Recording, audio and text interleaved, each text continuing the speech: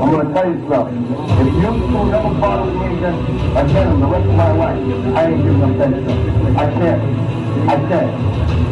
There's good friends of mine out there say, well, he's the boss, you have to do his stuff. That's why I said to you before, you don't understand what the boss is your boss. And welcome back to Mob Talk Radio. We are going to get into the Gambino Crime Family State of the Mafia 2025. So the Gambino Crime Family is a bit of an enigma, to say the least. This is the one family who, through its tumultuous lifetime, has had its own share of problems. And the one thing the Gambinos never have been is soft. In the 1980s, they were the most powerful crime family around, next to the Genovese crime family, and really even before then. For most of the namesake Carlo Gambino's leadership, nobody other than the Genovese crime family could touch them. They were just too powerful. And when we talk about the Gambino crime family, two names will come to mind for you, Carlo Gambino and John Gotti. While both were polar opposites, both had a lot in common too. Both whacked bosses to attain the position they found themselves in. And that's always confused me about people in general. They often opine about John Gotti. Well, he killed a boss. Sure, so did Carlo Gambino, Vito Genovese, and a dozen others. There is nothing new about that motive or notion or that act. Didn't Luciano clip both Masseria and Maranzano to absorb? He did. So John Gotti was not different. Neither was Albert Anastasia. So the more you look historically at the mob, the more you're going to see hypocrisy at its finest. I have often said the rule only applies to those who make them and who are powerful enough to break them. And it's as true now as the day I said it. When John Gotti ascended the throne, he put that family in line to make billions. It's not that he did anything different from those before him, but he especially sort of moved them into other construction rackets that Castellano didn't. Castellano always tried to line his pockets, and he did so, infuriating the rest of the commission. Had it not been for that, maybe Tony Ducks Corallo doesn't get caught bitching about him on a wiretap, which basically leads to the commission trial. Gotti was a lot of things, some to his own benefit and many to his own detriment. However, I often find when it comes to John Gotti, people either love him or have a weird, misguided hate towards him based on movies, and not necessarily hating him with any merit behind it. Did John need to duck more? Yes. Did he get caught on tapes? Yes. But what nobody ever seems to mention after they say that, half of the bosses in the Mafia got caught on tapes. John was no different. John Gotti's strength was his leadership, and he had unwavering support more so than any other boss in the history of organized crime. He was a natural leader. His strong suit was knowing who to put where, when, and how, and why. He knew how to bend when it was best. He knew how to fight for what he believed in when he needed to. He's the one guy, or the one boss, who didn't have a fleet of men trying to overthrow him. And it doesn't mean bosses are universally loved by everybody, because guys like Jimmy Brown Fiala and others didn't like John Gotti. But a lot of that was guys feeling they were owed or deserved something that they didn't. It doesn't matter how John ascended the throne. He ascended, and that's all that matters. A perfect boss? No, but what boss is? However, Gotti's ability to structure his family and his ability to put players in the right positions was his skill set, like a baseball manager. And I don't mean Sammy Gravano either, because that was a mistake he realized in the end. But Gravano also had zero pull without John Gotti. Gravano never would have become anything other than a captain without John Gotti. And as we know, Carlo Gambino got his position through murder. And for the next few decades, he wielded power like a fucking president. Almost nobody got arrested in terms of a sweeping indictment. Informants were there, but there was never enough to topple Gambino. Would he have made it out of the 1970s? Would he have skated through the commission trial? Probably not. Carlo's chief concern in his later years was the influx of new associates and members, so he closed the books. No new members, but the Bonanos didn't listen and inducted members anyway. Carlo saw the evolution of the Mafia and realized that those coming up behind them didn't have the acumen or the intelligence or the craftiness. It didn't mean that there was nobody coming up without that moxie or skills, but the reality is he knew change was coming. He knew the men coming up didn't understand the life or the traditions. He saw it for what it was. And a sea of criminals, only a few dozen had what it took. So the Gambinos kept it steady. Once Paul Castellano takes over, and the one thing I need to clear up is Paul took over the reins in the late 1960s. Carlo might have been the boss in name, but Paul Castellano had pretty much already taken control on the streets in the late 60s. So somehow this idea that Neil Della Croce was passed over once Carlo was close to dying isn't even true, not even close to being the truth. Secondly, Neil Della Croce, even if he wanted to fight Paul being named the official boss, he was in prison at the time.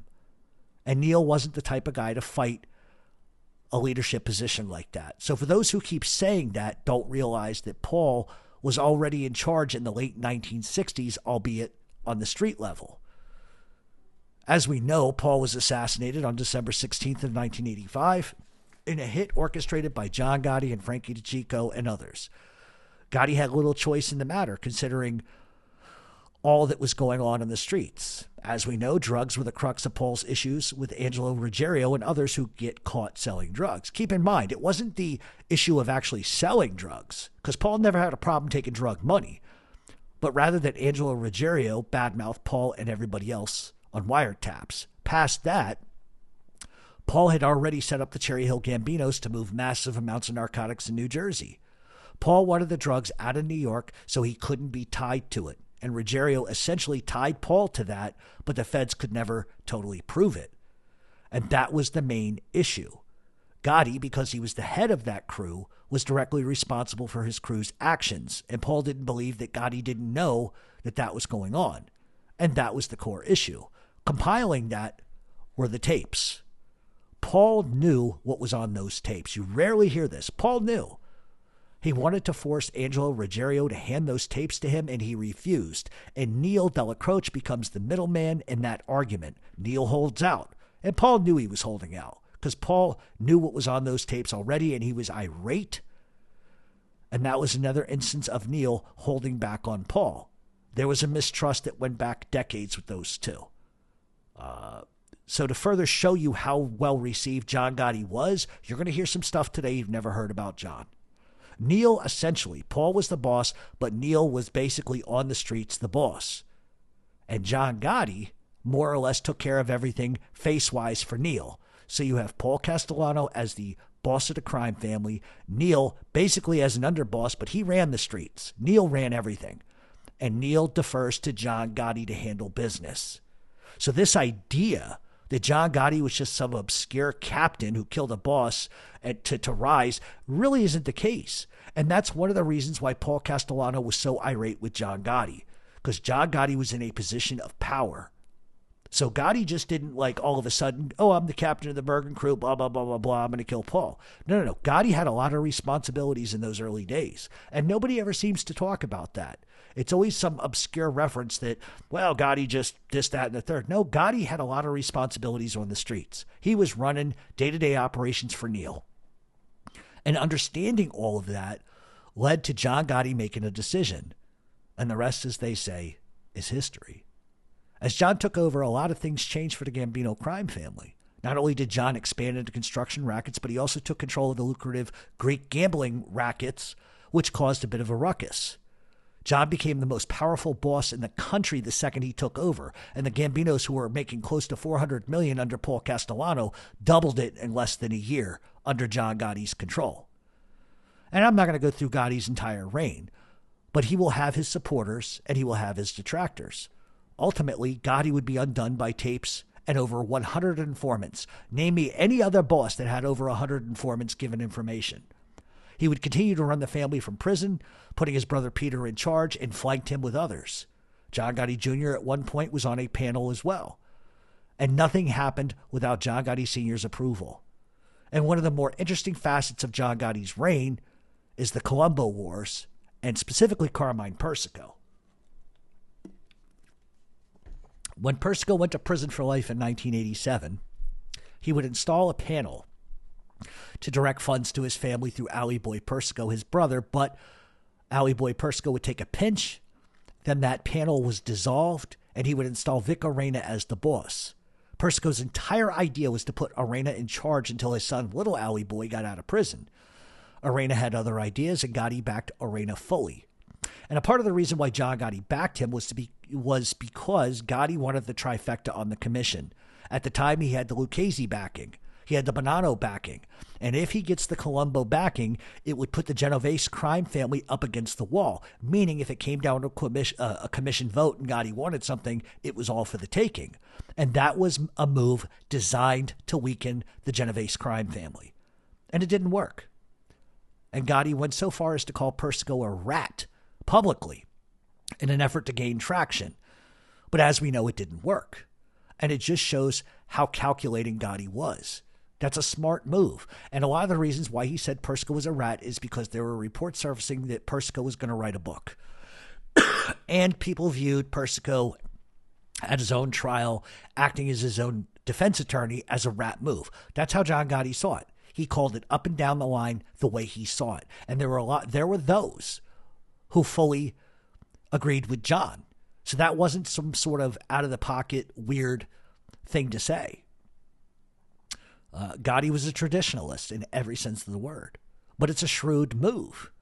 And while Gotti was insanely stern, he was also dangerous. And he didn't tolerate nonsense on any level. He was no different than those before him. But it's enhanced because of some of the brutality that was involved, especially in the Willie Boy Johnson murder. It's the mob. That's what they do. After Peter Gotti goes away, John Gotti Jr. somewhat ascends the throne, but he too was marred by an overzealous FBI who was hell-bent on getting Eddie Gotti off the streets. And one of the more interesting moves that John Gotti makes is putting Frank Cali in charge of the family. Too many people have named Domenico Cefalu as the boss. In fact, he never was. Frank Cali was perhaps the biggest and most proficient mob boss we have ever seen in this country's history. He was like Carlo Gambino, but he was transatlantic. He was considered a boss in Italy and was inducting members into the Gambinos in Italy. He was also importing zips from Sicily into New York. It's then that the Gambinos began to make the switch back to being Sicilian, like the early days of the Gambino crime family. In those early days, Cali was involved in the pizza connection, was married into the infamous Inzerillo clan from Palermo. See, Cali just wasn't made in New York, but he was a made man in Sicily as well, like Carlo Gambino, and he kept close ties with the Inzerillos and the Casamento crime family, which ended up going to war infamously against Toto Rina. In 2008, Cali and 68 others took a pinch in what was dubbed Operation Old Bridge, in which a massive amount of narcotics were being trafficked from Sicily to New York. Cali, much like Frank Gambino, who was his uncle, became the liaison between the Sicilian Mafia and the Gambino crime family. Cali would end up doing a 10-month stretch and was back out on the streets in Brooklyn. And what is odd is that all reports seem to indicate that Frank Gambino was elevated to a ruling panel. And it wasn't until Cali gets out that he's promoted to underboss. However, my sources have indicated that Cali was, in fact, in charge of the Gambino crime family as early as 2004. And yes, I know I said that Gotti put him in charge, but it was Gotti's desire to put him in that position. Keep in mind, the panel of Peter, John Jr., and others were all gone and in prison. And I have it on good knowledge that John Sr. did promote Cali to boss. And it was reported that Arnold Squitieri was the acting, followed by John D'Amico, then Domenico Cefalu. And the reality is they were merely front bosses for Frank Cali. And that was the first time the Gambino crime family has historically ever used a front boss structure. And what made Cali different was his expansion. He not only controlled a multi-million-dollar produce company, but he controlled all of the produce in New York City. He controlled a vast portion of Brooklyn. He as well was a major force in Italy as well. Not only did he make men in Italy into the Gambinos, but had an entire wing of men in Sicily. Those men, many of them, found their way to New York City, and the Gambinos began to revert back to the Sicilian ways.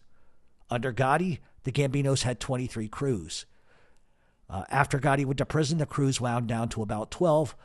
You could have found them in Brooklyn, Staten Island, Long Island, Florida, and Connecticut, and New Jersey.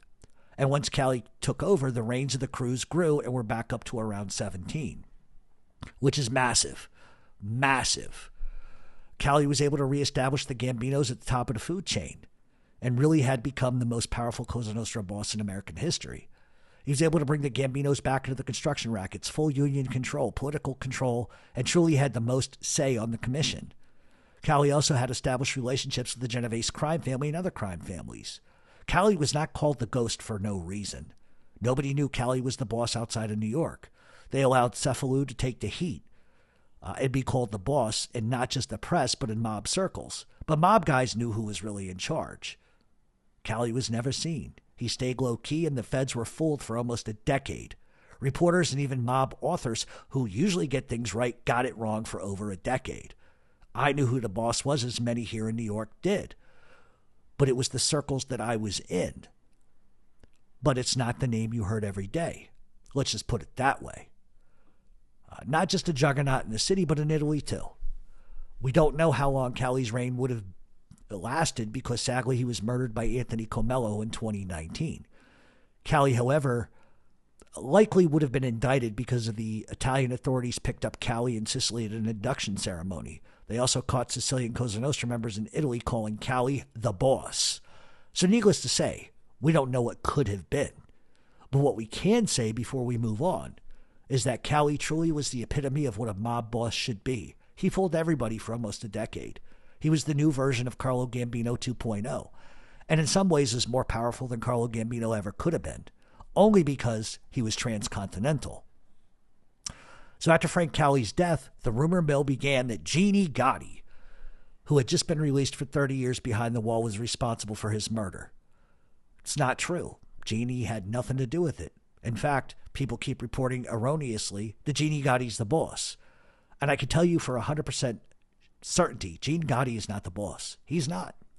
And what people don't realize is that Jeannie is on lifetime parole. He's what, 80? It makes no sense for the Gambinos to elevate him considering his status. And I will say this, he's in good standing. And if you understand that terminology, then you know what I just said. Jeannie did a ton of time, and he came out with nothing but respect from the Gambino crime family. But if you think for 1 second they would elevate him to boss or he'd want anything to do with that, you're nuts. Absolutely nuts. Use common sense. After the death of Cali, changes got made. A new Sicilian boss stepped in, and the family became more entrenched Sicilian-wise, if that makes any sense. Cali began the Sicilian wave, and the new boss has continued down that path as well. The Gambinos have taken a few hits since Cali passed away, but perhaps the most interesting one was the arrest of Tommy Gambino and 14 others arrested in Palermo. Gambino was caught with members of the Inzerillo clan in Sicily, where Frank Cali was mentioned by those in attendance. Rosario Gambino was also arrested in that raid. Rosario had been deported since 2009, but has remained a staunch Gambino ally overseas. In 2023, 16 more alleged Gambino members were arrested on racketeering, extortion, witness intimidation, and witness retaliation. Of those arrested, alleged Captain Giolani was perhaps the biggest name on that list. It's the first indictment that was co-signed by Italian authorities as well. It's the first time Italy and the United States has worked together on a federal trial or a federal case since Giovanni Falcone and Rudy Giuliani. Then in 2024, 17 more were indicted and arrested. In an 84-count indictment, which included a massive gambling and loan sharking operation that was based out of Staten Island, hit the press. And while it's been a torrid couple of years for the Gambinos, the hierarchy hasn't been touched. Not at all. Which only goes to prove a few things. It began with Cali, and it seems like everything he did to stay low-key and off the radar, the hierarchy the Gambinos are currently doing. They control about every union you could possibly imagine, which is also split with the Genovese crime family and others. The Gambinos have become one of the most powerful crime families in New York and the United States, even bypassing the Genovese crime family. The Gambinos still control Mulberry Street and the Feast of San Gennaro. They still control vast areas of turf and almost all 5 boroughs. Unions, no-show jobs, construction are all at the forefront of what they're all about. And the fact that the Gambinos have reverted back to the old Sicilian ways says a lot. In many ways, Frank Cali knew what worked best for the crime family, and for a decade at the top, he stayed low-key. He knew how to expand outside of the traditional markets. The mere fact he was inducting men within Sicily and was seen as a boss both here and there says a lot. The new boss, depending on what you want to believe, is cut from the same cloth as Frank Cali. They are different men, but have old world values. And so what does this mean for the Gambinos in 2025? Well, losing close to 40 guys off the streets might hurt a small crime family, but it didn't even leave a dent in the Gambinos in terms of numbers and profits. Always when one goes away, another steps in. The important thing here is that the Gambinos are a powerhouse and have relationships with the majority of the 5 families and have shown that they can have a fair and balanced and equally profitable relationship with the Genovese crime family, which is something that really Frank Cali established. Because prior to that, there were issues. Under Vito Genovese, no. Chin Gigante, yes. And the new boss has carried that on. In fact, it was the Gambino boss and the Genovese boss who shit-canned Joey Merlino. They didn't ask. They dictated. They demanded. And it shows the power both families still wield. But it truly was the Gambino boss who pushed hard for Merlino to get lost because he loathed Merlino. He hates him with a passion. Can't stand him. But that's another thing about the transition of the Gambino crime family. Under Gotti, they tried to stay north of the Genovese crime family. Gotti tried to stack the deck against them to weaken them. And Cali was the polar opposite of that. He cultured a relationship with them because it was all about business. And under Cali, it was a breath of fresh air. Especially after what we saw Massino do to the Bonanno crime family. And once Massino goes bad, it's Cali who became the de facto boss of bosses in New York City. The Gambinos righted the ship after the tumultuous 80s and 90s. They were able to restock the ranks and elevate men into positions that benefited them, as Gotti did and as Cali did. While many claim the mob is dead, the Genovese and the Gambinos have proven that they can weather the storm and have proved they can still have the power to control another family from 90 miles away without any hesitation. The Gambinos have also avoided some of the trappings of that the Gotti regime had. The influx of informants has slowed to a crawl, and that has perhaps helped the Gambinos in organized crime as a whole. And what's helped them the most is the fact that the FBI is no longer building huge cases. It's always extortion and gambling now. Those are the 2 they hit on. And it's not that the violent thoughts have changed or the violent actions have changed, but the economy after 9/11 was huge for the Mafia as funding to combat them were diverted to terrorism. C-16 squads, all of the C-16 squads or all of the FBI organized crime squads have been disbanded. There's a couple left, but it's not like it was. It enabled all of the crime families to persevere and gain a huge foothold back into the city. And a lot of that falls on the feet of Cali and other bosses. Also keep in mind, they have an entire Sicilian crew within the Gambinos again, and we haven't seen that since the 80s. Also, as long as the hierarchy can stay intact and they can keep the informants to a bare minimum, this family is going to continue to run the city with an iron fist. They have insulated themselves like Frank Cali did. And the proof is you still have idiots naming Gene Gotti as the boss. And another one that's the boss. Everybody names the wrong guy. And it's almost hilarious. But what tells you the guy in charge knows what he's doing? It tells you that the guy knows what he's doing because nobody's getting it right. The fact that old world arguments and fights from the 40s and 50s and 60s are over with, and now everybody plays in the same sandbox, says a lot about the men steering the ships. And that's the big key. 40s, 50s, and 60s, everybody's combating for turf and territory and whatever. A lot of arguments. Now they're all in the same sandbox. And that tells you the leadership from the 5 families is going in the right direction. Everything with them is construction and unions. They are construction and union magnets. They also still wield control of the garment district. It's all these old rackets. They never change. They never change. The Gambinos are the most powerful. Yes, they are stronger and bigger at this point than the Genovese crime family is right this second. The reverberations of Cali's leadership still shine bright. And as far as the numbers, you're looking at 150 made men and probably 200 plus associates, if not more. Those numbers are probably not exact. I didn't take a fucking poll. But at the same time, they're not pre-Gotti numbers, but they're still incredibly deep.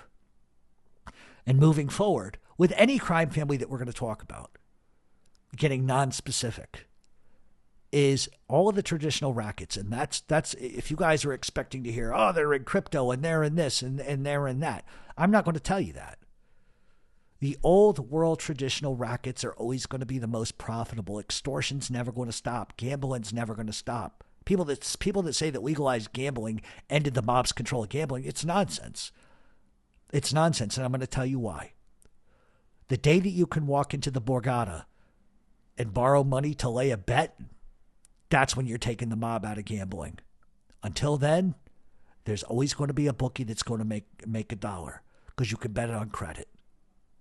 That's why you're never going to eradicate the mafia as far as gambling goes. And gambling is a huge part of organized crime, always will be. Unions, construction, and gambling are the three big ones. Extortion has its sort of point of view. But truly, gambling, construction are really, really going to be the two big ones. Those are going to be the two big money makers for organized crime and unions.